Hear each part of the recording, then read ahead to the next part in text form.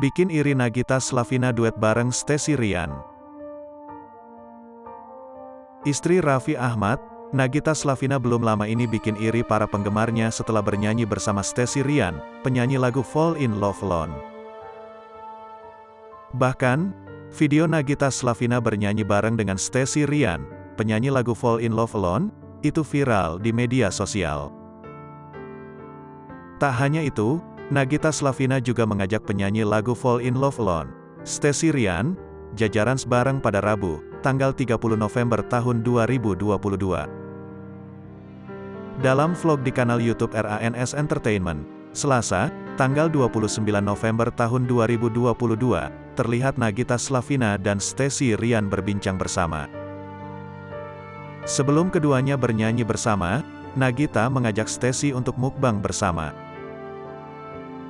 Tak hanya mukbang bersama, Nagita Slavina juga terlihat bernyanyi bareng Stesy Rian, menyanyikan lagu Fall in Love Alone.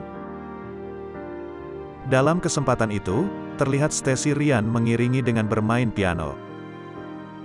Diketahui, Nagita Slavina istri Raffi Ahmad lakukan jajaran di satu sudut rumahnya.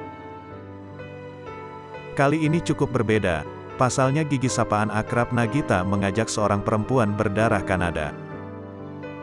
Ia adalah Stesy Rian yang lagunya berjudul Fall in Love Alone tengah viral di beberapa negara termasuk Indonesia.